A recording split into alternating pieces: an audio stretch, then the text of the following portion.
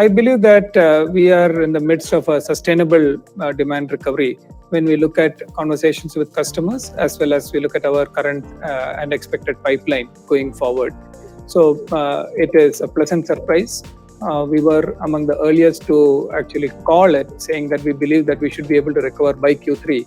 And it is distinctly our pleasure that it has happened a quarter ahead.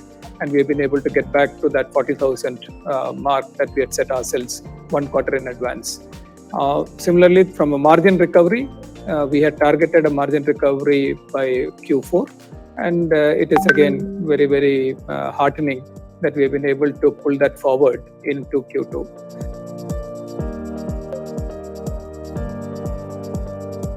Definitely, we are more confident about H2 compared to where we were 4 months back or 6 months back.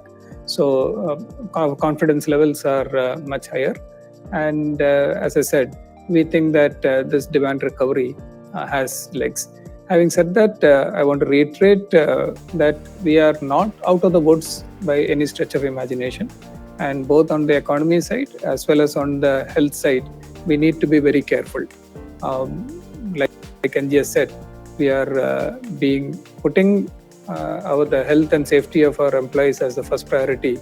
And it is a testament to the robustness of the SBWS model that NGS helped roll out and the 25 by 25 operating philosophy that has been we are starting to execute on, that we are able to participate so strongly in this opportunity while keeping the health and well-being of our associates and our customers at the forefront.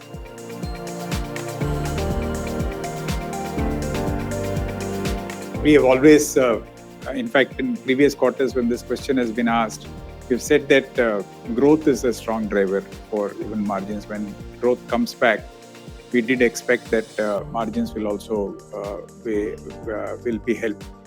The second is, of course, across, if you look at our financial statements and look at across various line items, everywhere there has been a very strong execution, and we have been able to manage that.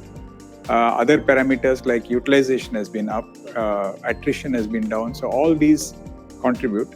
The other factor is that has been broad-based growth across various segments. So when that happens, a lot of economies of that sort of all-round performance also helps out in margins.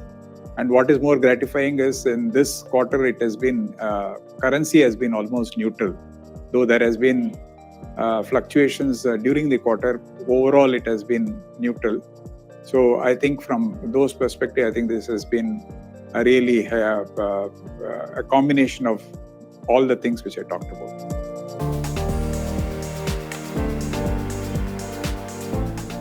The supply side of issues that we had in the last quarter largely has been resolved. I think more than 99% of our employees are, nearly 100% of our employees are enabled for SBWS, and they are capable of delivering the services remotely wherever they feel safe and secure. However, there are a few customers of ours still, they would prefer that their services are provided only from offices. And in that context, there are a few, probably, less than 1% of people are not fully dedicated for remote working in that context.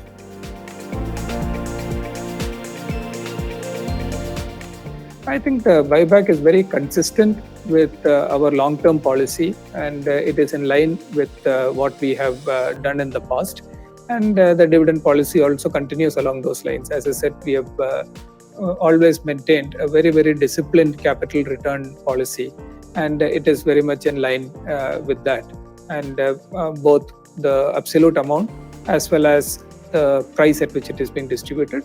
Keep in mind also that as compared to our previous two buybacks, this buyback comes with an added cost on the tax side of it, which also needs to be factored in when we think about the total funds that are being committed to this process.